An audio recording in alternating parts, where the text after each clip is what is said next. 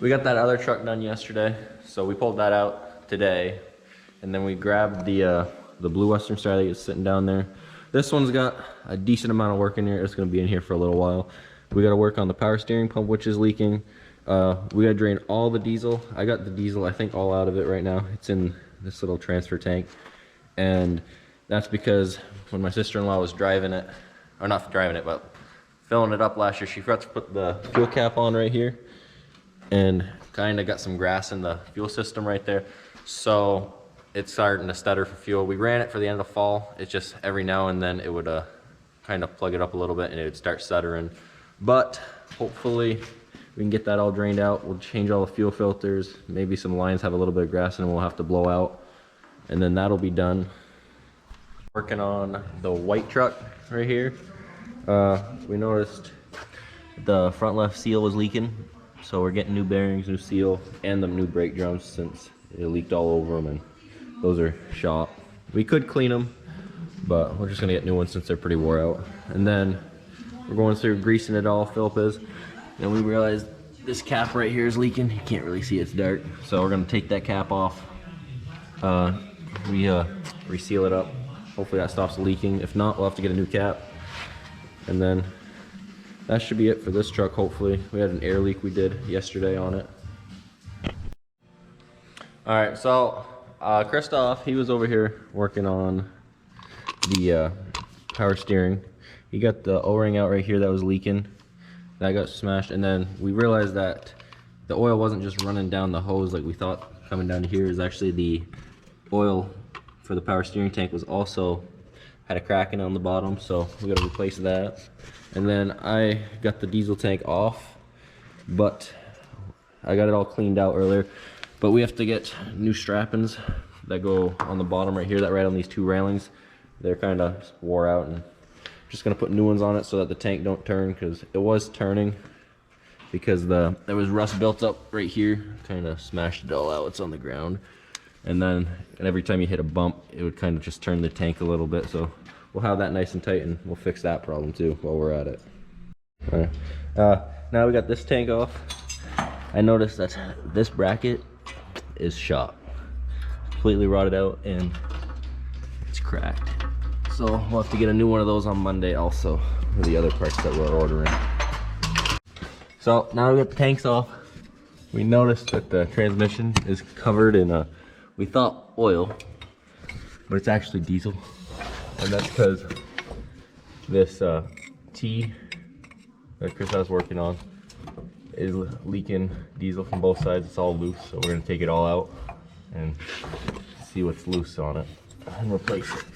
So all we're doing here is, this is the whole hydraulic valve kit, and that runs all the dumping, the tailgates, and all the valves on the manure tank for the booms.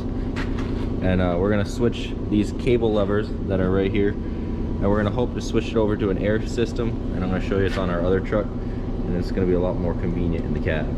So this is what it looks like in the cab. You got can't see nothing.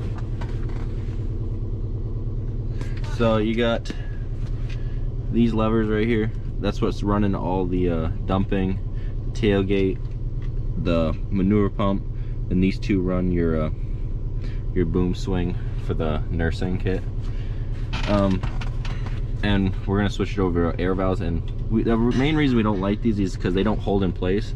So when you're running the manure pump, you gotta hold it the whole time you're unloading in the field. It's pretty crappy to deal with. So it looks a lot nicer in the other truck we're gonna show you. We did that truck 2 years ago, so we'll see what that one looks like now. All right,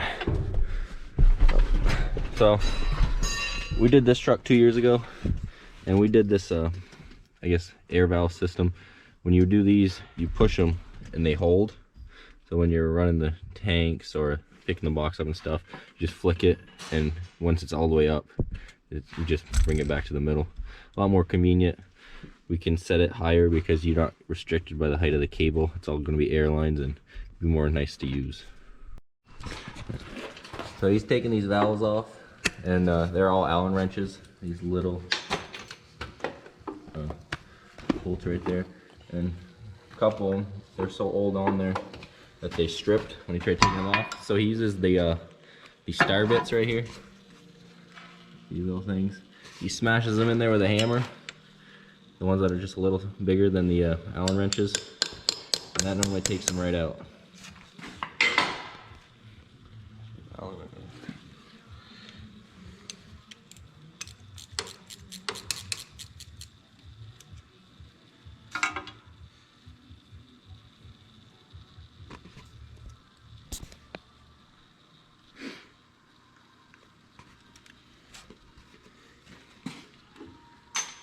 Modern problems need modern solutions. So after you back that off, and then once you get it backed off, you pull it back and there's a little pin that locks it in under this valve right here. Hold that out with a vice grip and then comes right off. That's about it.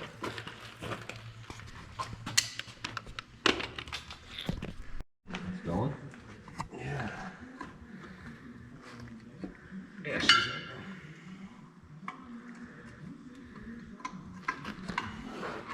Got any smart remarks, Andreas?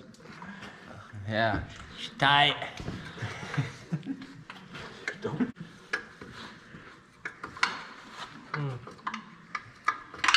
What was that gun?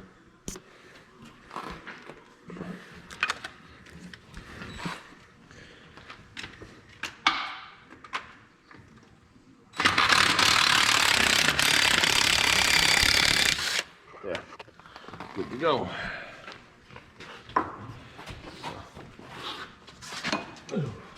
You gonna bring this cap too? Huh? I don't know. I'm not worried about it. 'Cause that's all those gotta come off anyway.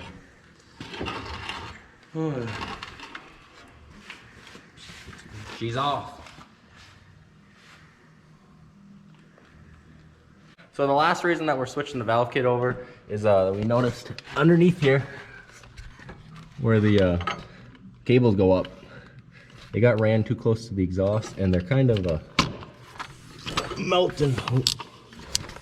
I could hold this light still. Kind of melting it straight together. And they're running really stiff too, so that's another reason. And then when we run it with air, we can run it all the little quarter inch hosing behind the exhaust up the holes, and then it won't touch the exhaust. So that's another reason that we're doing it. So that's it for this video. I'll have us putting it back together in the next one. Thanks for watching.